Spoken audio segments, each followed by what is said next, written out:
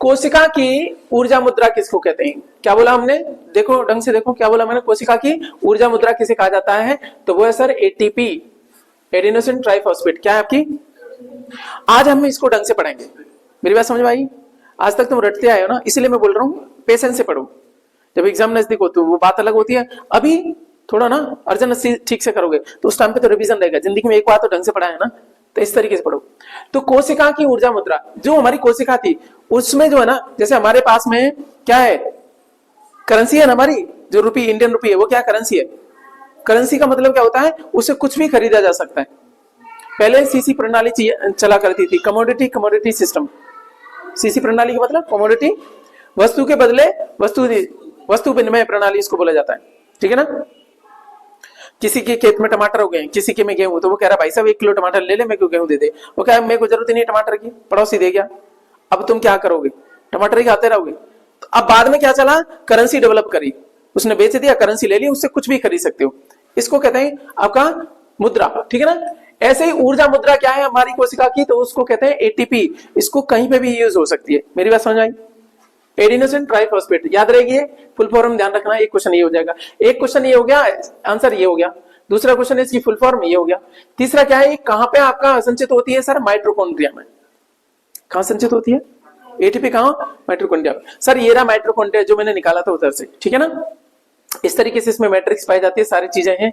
Mitochondria के अंदर देखोगे तो ये आपकी चीजें चल रही हैं। माइटोकॉन्ड्रिया कहां है सर? सेल के अंदर है कि नहीं? देखो ये रही आपकी सेल, उसके अंदर क्या है? माइटोकॉन्ड्रिया। जैसे ही आपका ग्लूकोज जो है ना सर, हमारे डाइजेशन होता है, हम कोई भी चीज खाते हैं वो डाइजेस्ट होता है और अंततः किस में बदलता है? आपका ग्लूकोज में, है ना। ग्लूकोज में बदल गया और छोटी आंतों ने उसको ऑब्जर्व कर लिया। आपका अवशोषित करने का काम कहां होता है? छोटी आंतों में। उंगली नुमा संरचना पाई जाती है जिससे उसका क्षेत्रफल बड़ा हो जाए, ठीक है ना। उसमें अवशोषित हो गया, बाद में कहां जाएगा? हर एक कोशिका के पास में जाएगा, ब्लड में मिलके। वो किस में मिल जाता है? अवशोषित होकर के छोटी आंत में। कहां पे मिल जाता है वो? ब्लड में। ब्लड में मिल जाता है, फिर उसके बाद में कहां जाएगा वो? आपका पूरे आपका इसमें ब्लड पूरे शरीर में जाता है, हर एक कोशिका के पास में जाता है। वहां से 2 काम करता है, एक तो ये न्यूट्रिएंट देना, ग्लूकोज जो आपका मिला है ना उसको देना, साथ में ऑक्सीजन को देना और CO2 वापस लेके आना। ये सारा ब्लड काम कर रहा होता है, इसलिए काम का होता है आपका ब्लड। ये ग्लूकोज भी कौन लेके जाता है? इसलिए देखोगे आपका जो शुगर वाले, उनका क्या है? ब्लड से ही तो टेस्ट करते हैं, ग्लूकोज चेक करते हैं, ब्लड से ही होता है ना। तो वही है। अब ये गया कोशिका के पास में, तो कोशिका के बाहर क्या लगे हुए हैं आपके? Insulin receptor. क्या लगे हुए हैं? इसके दरवाजे ऐसे नहीं खुलेंगे, इंसुलिन का निर्माण हो जाएगा, इंसुलिन जाएगा वहां पे, चाबी है एक तरीके से, और ये इसके खिड़की से खुल जाएगी एक तरीके से, ठीक है ना। वो आपका जो है ना परमिट कर देगा, तो ग्लूकोज अंदर चला गया। ग्लूकोज अंदर जाते ही क्या हो जाएगा? ग्लूकोज एक बार टूटेगा, क्या बन जाएगा सर आपका?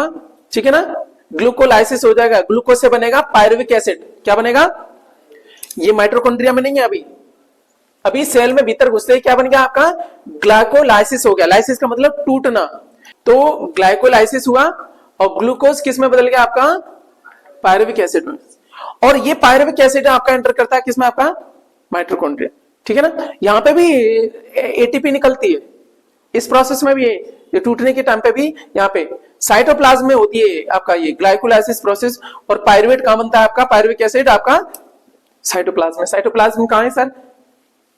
जो कोशिका है ना, इसमें जो लिक्विड है उसको साइटोप्लाज्म बोल देते हैं। अरे साइटोलॉजी क्या है? कोशिका का अध्ययन, साइटो वाले कोशिका के अंदर प्लाज्म लिक्विड सा, अब ये भी बताया, उसमें हो रहा होता है ये। चलो आपके गया, कहां पे पहुंच गया? आपके किस में पहुंच गया आप? ये है आपका क्या? माइटोकॉन्ड्रिया। इसी में होगी क्या? स्टेज 2 क्रेब्स साइकिल है। क्रेब्स साइकिल बोलो फिर से। क्रेब्स साइकिल कहां होती है आपकी? ये टेक प्लेस होती है माइटोकॉन्ड्रिया में। एक क्वेश्चन बन गया हाई लेवल का, तुम रटोगे। क्या समझ में आ रही है ना? एक सीक्वेंस में क्रेब्स साइकिल, ठीक है ना। आपके साइंटिस्ट हैं क्रेब्स, उनके नाम पे था, ठीक है ना। क्रेब्स साइकिल कहां टेक प्लेस करती है? आपकी माइटोकॉन्ड्रिया में। और यहीं पे क्या होता है? ठीक है ना, देखिएगा माइटोकॉन्ड्रियन ये जो है इसमें क्रेब्स साइकिल होगी, यहाँ पे एटीपी जनरेट होगी, फिर उसके बाद में NADH बनेगा, फिर उसके बाद में ये होगी आपका इलेक्ट्रॉन, ये क्या है? Transport chain, ATP synthase action, यहाँ पे भी आपका एटीपी रिलीज होता है। इस तरीके से आपका क्या होता है? एटीपी आपका बनता है। कहां पे आपका संचित रहता है? ये आपका माइटोकॉन्ड्रिया में। अभी क्वेश्चन था माइटोकॉन्ड्रिया में संचित रहता है कौन? आपका ये ऊर्जा मुद्रा। इसीलिए जिसकी बॉडी में ये माइटोकॉन्ड्रिया जितने ज्यादा होंगे उतने ही उसकी स्टेमिना ज्यादा होगी, इसी को स्टेमिना कहते हैं। तुम पहले दिन जाओगे दिक्कत आ जाती है, दूसरे दिन जाओगे वो हो जाती है। जैसे जैसे रनिंग तुमने 1 महीने कर दी, आपके शरीर में माइटोकॉन्ड्रिया की संख्या बढ़ गई। जो एथलीट होते हैं उसके जो ना शरीर में खूब पाए जाते हैं, अरे एनर्जी तभी तो ज्यादा मिलेगी, power house of the cell बोला जाता है, ये ज्यादा होंगे। तुम लीथल पड़े रहोगे, आलसी पड़े रहोगे और भी ज्यादा आलसी होते जाओगे, पर तुम कुछ नहीं कर पाओगे। थोड़ी सीढ़ियां नहीं चढ़ी के तुम हाँपने लग जाते हो, क्योंकि आपके अंदर ऊर्जा देने वाला कुछ है ही नहीं, तुमने संचय करा ही नहीं।